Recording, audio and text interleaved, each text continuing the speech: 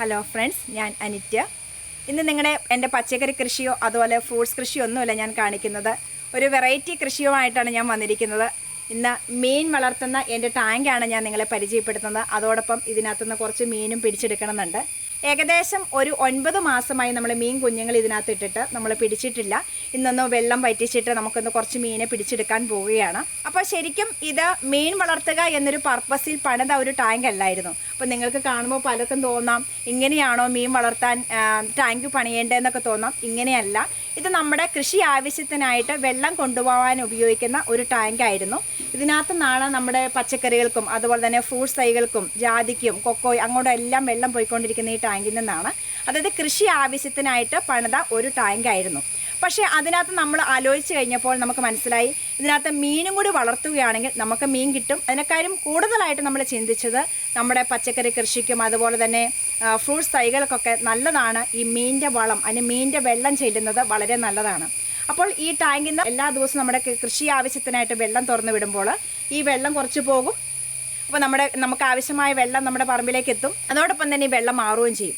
അപ്പോൾ മീനും നല്ലതാണ്, അതുപോലെ തന്നെ നമ്മുടെ കൃഷിക്ക് അതിലേറെ നല്ലതാണ്. അങ്ങനെ ഒരു കൃഷി ആവശ്യത്തിനായിട്ട് പണിത ടാങ്കിൽ നമ്മൾ മീൻ വളർത്തി ഇപ്പോൾ കൃഷിക്ക് ആവശ്യമായ വളവും നമുക്ക് കിട്ടി.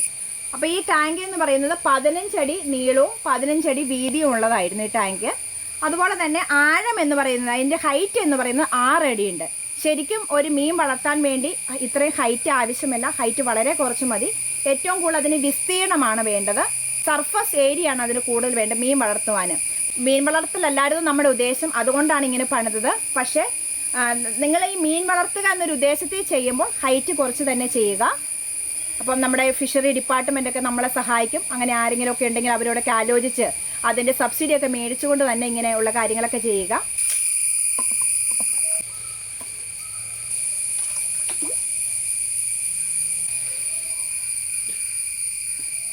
അപ്പോൾ നമ്മുടെ ഈ ടാങ്കിൽ ഇട്ടത് തിലാപ്പിയുടെ കുഞ്ഞുങ്ങളായിരുന്നു. 10 രൂപ കൊടുത്താണ് ഒരു മീൻ കുഞ്ഞിനെ നമ്മൾ മേടിച്ചത്. അങ്ങനെ 100 മീനായിരുന്നു നമ്മൾ ഇതിനായി ഈ ടാങ്കിനകത്ത് ഇട്ടത്.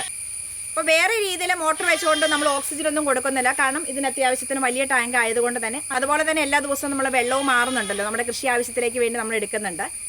ഇത് മീൻ തീറ്റയാണ്. മീൻ തീറ്റയോടൊപ്പം തന്നെ നമ്മുടെ പപ്പായയുടെ ഇല, അതുപോലെ തന്നെ കപ്പയുടെ ഇല, ചേമ്പല, അതുപോലെ തന്നെ അസോള, ഇത്രയും കൊടുത്തുകൊണ്ടാണ് നമ്മൾ ഇതിനിരിക്കുന്നത്.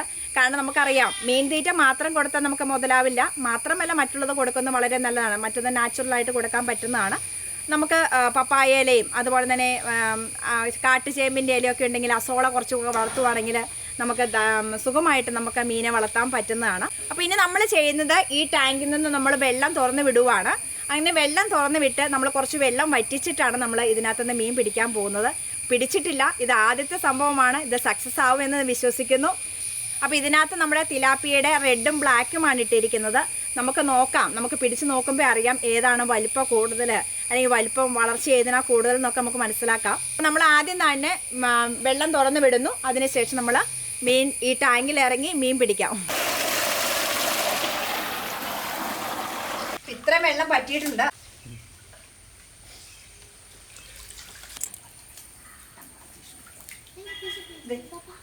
ചെറിയ കുഞ്ഞുങ്ങളാണ് കിട്ടിയേക്കുന്നത്. നമ്മളത് വിടുവാണ്. ഇതുണ്ടോ, തീരെ ചെറിയ കുഞ്ഞുങ്ങളാണ്. അത് ഇതിൻ്റെ കുഞ്ഞുങ്ങൾ ഉണ്ടായേക്കുന്നതാണ്. നമ്മളിതിനാ വെള്ളത്തിൽ തന്നെ വിടുവാ.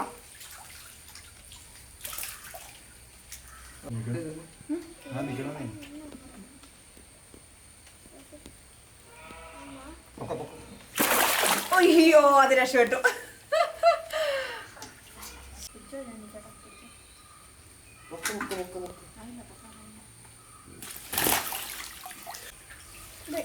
പോയില്ലേ,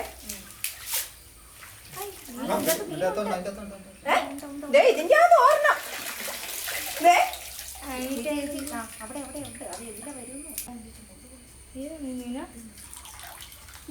അടുത്ത മീന് തൽപ്പം ചെറുതാണ്, കുഴപ്പമില്ല. നമ്മളിത് എടുക്കുവാണ്. രണ്ടാമത്തെ മീനായി. ഇത് പിടച്ചോണ്ടിരിക്കുക. മോനെ,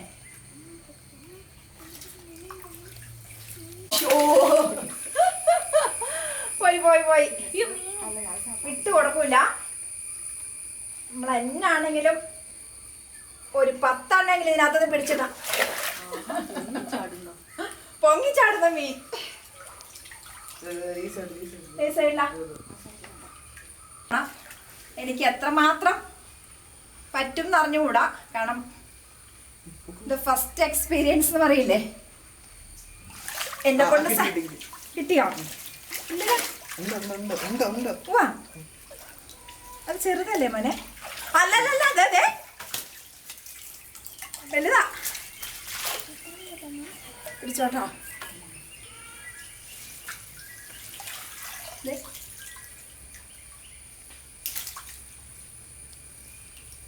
മൂന്നാമത്തെ മീൻ. ഇവരെല്ലാരും പറഞ്ഞു ഞാൻ പിടിക്കില്ല എന്നാ പറഞ്ഞേ.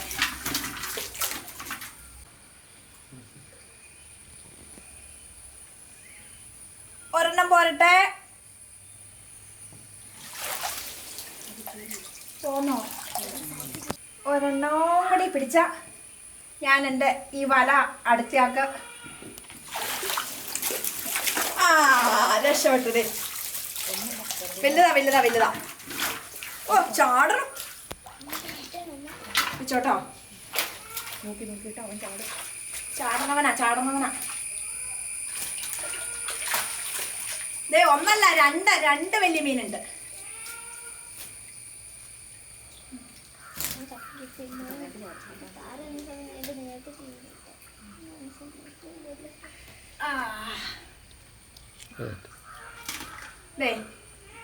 എത്രാമത്തെ? 4ാമത്തെ മീന്.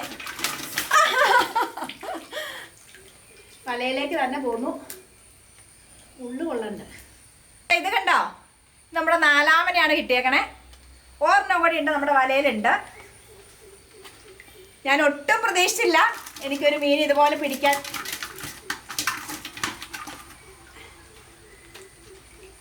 ഇത് ചെറുതാണ്. ഇത് 5ാമത്തെ.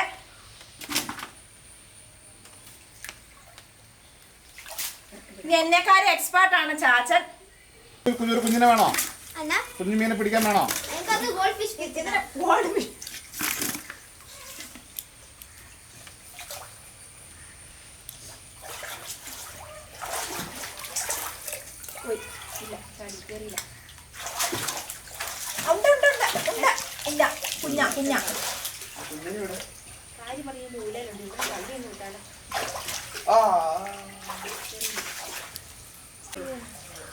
ഞാനാ പിടിച്ചായിരുന്നെങ്കിൽ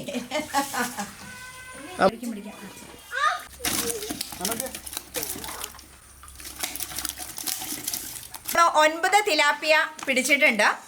നമ്മൾ ഇന്നത്തെ മീൻപിടുത്തം നിർത്തുവാണ്. ഇനി നമ്മൾ ഇതുപോലെ വെള്ളം നിറയ്ക്കുവാണ്. ഫുള്ള് ടാങ്ക് നമ്മൾ നിറയ്ക്കുന്നു.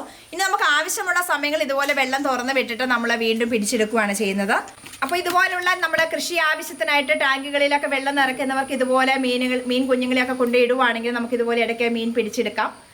അപ്പോൾ മാത്രമല്ല അതിനത്ര മീൻ പിടിച്ചെടുക്കാം അല്ലെങ്കിൽ മീൻ കിട്ടും എന്നുള്ളതിനേക്കാൾ ഉപരിയായിട്ട് നമ്മുടെ കൃഷിക്ക് ആവശ്യമായ ഏറ്റവും നല്ല വളമാണ് ഇതിൻ്റെ വേസ്റ്റ് എന്ന് പറയുന്നത്. അതാണ് നമ്മൾ ഏറ്റവും മുന്നിൽ കാണുന്നത്. ഒരു വെടിക്ക് 2 പക്ഷി എന്ന് പറയുന്ന പോലെ ഈ 2 പർപ്പസ് നടക്കും.